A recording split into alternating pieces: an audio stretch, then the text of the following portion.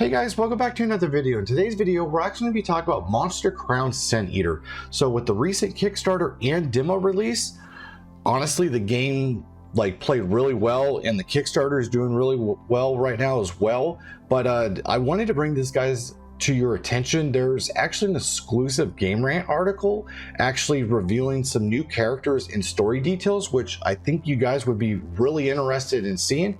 So let's actually dive into this.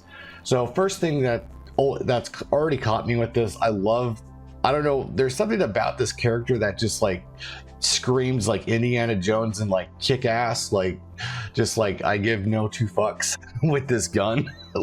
Honestly, I love this character. But let's see, the article is written by, hopefully I didn't butcher her name, Amber Warnock Extrada.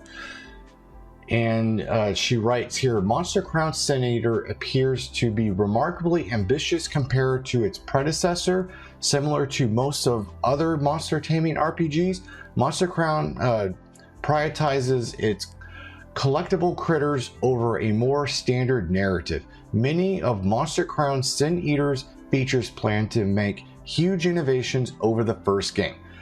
Just by playing the demo, guys, just from my experience, because I've played the first one, the demo is such a better improvement over the original game. So if you guys haven't played the demo, I'll have that linked in the description down below. I highly recommend playing it. Let's see it, and the game's story appears to be no exception. GameRant recently spoke with a few of the Monster Crown developers. Okay, so discuss several of Sin Eater's major characters, as well as the role of its protagonists. Even revealed some illustrations of each monster or each character, along with some exclusive information about their place in the world of Monster Crown. One thing I can't stand with GameRant, I don't understand why this Monster Crown tip thing is right. It's kind of distracting, to be honest.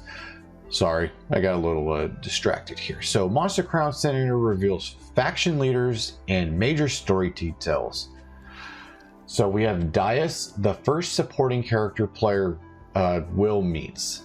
Before divulging information about the leaders of each faction, Ahab began by sharing who players will encounter first on their journey to become a monster tamer.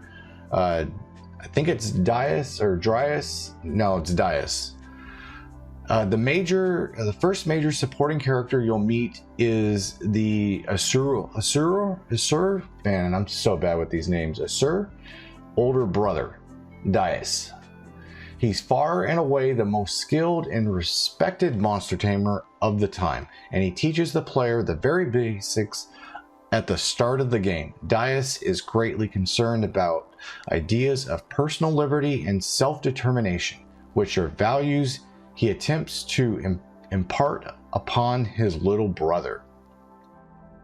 So we got some character art, which honestly, these are some unique characters here.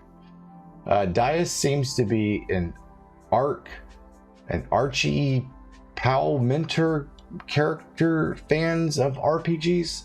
I guess I cannot talk today, apparently. Should always expect to show up.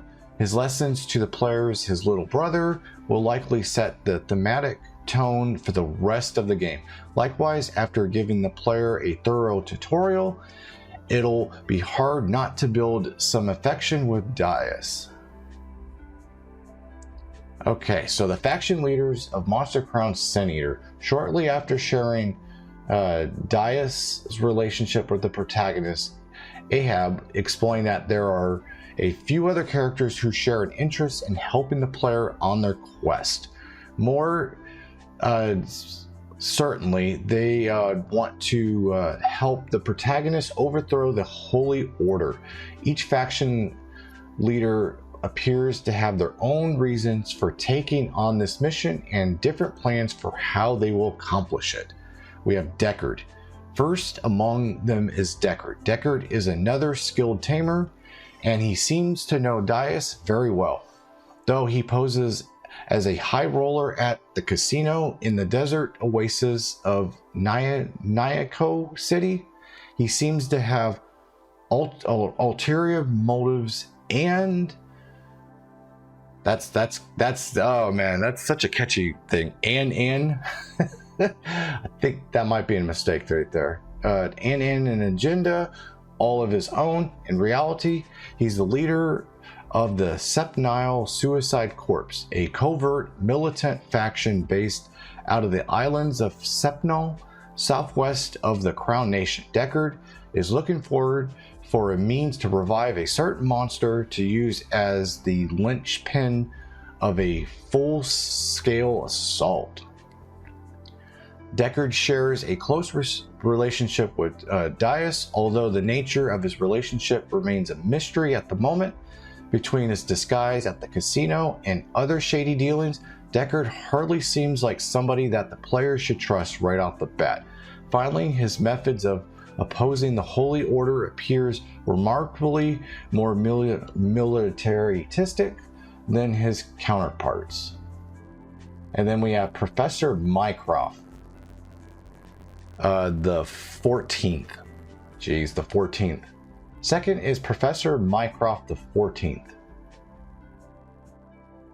She is the administrator of the lonely island city of Houston, just off the northwest coast of Crown Nation, a community composed entirely of scientists, a ruthless intellect. There is very little she doesn't know about the nature of men or beasts. She looks for an impartial solution to the conflict, a viral weapon that will simply kill all of the Lord. I'm butchering that. I'm not even going to attempt that. Forces where they stand and leave humans and monsters alike untouched. She takes an almost immediate interest in Ashur and seems to have some kind of connection to Lord Taka. I'm so bad with these names. You guys can butcher me down in the comments down below. Mycroft the 14th is far from the Pokemon professor that fans of monster taming genre may be used to. Honestly, if we can get away from the stereotypical Pokemon professors, I'm happy. Although she is similarly knowledgeable about the monsters that roam the world of Sin Eater, her intellect appears to be as menacing as it is helpful. Mycroft's viral weapon is a perfect showcase of her intelligence, and shows that she may prefer to avoid getting her hands as dirty as Deckard. Let's see, Sabahad? I think that's Sabahad. Third is Sabahad, the Beastman model, Surgus. Sabahad was formerly Lord, I'm not even going to butcher his name, doctors and chief engineer of the Beastman project, before they escaped and set up a small encampment on a small island to the northwest of the Crown Nation, together with the other Beastmen escapees known as the Bannerless. The Bannerless Beastmen. They tried to make the Beastmen remaining years as comfortable as possible for the cancer. This is pretty dark.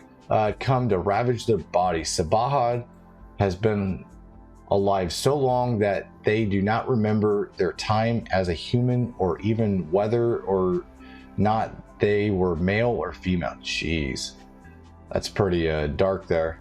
Which, that's one thing I do like about Monster Crown. It's not your puppy dogs and rainbow and fluffy stuff.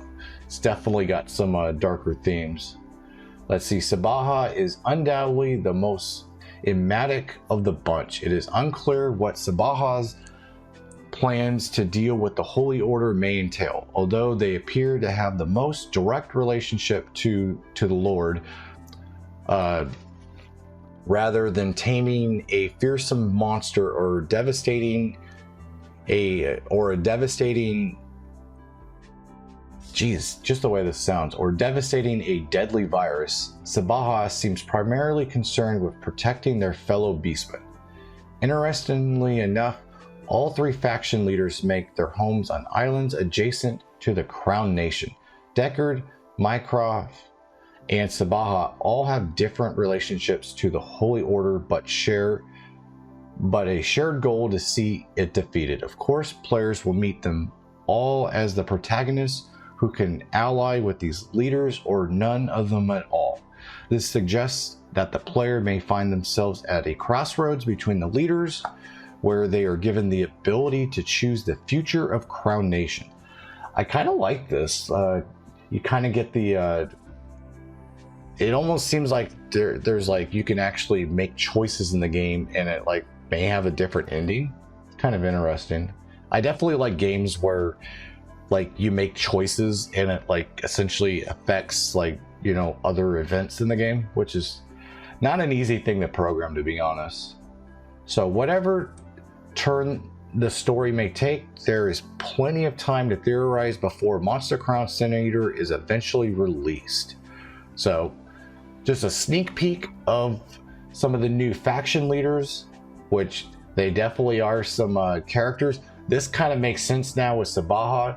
So he's essentially a human turned into a beastman. And then this is one badass professor. And then we have Deckard, kind of like the sly, like casino guy. So some interesting stuff. But yeah, let me know down below if these new characters are kind of cool, or, you know, if you guys don't like them, let me know what your opinions are down below. But other than that, I will see you guys in the next one. Take care.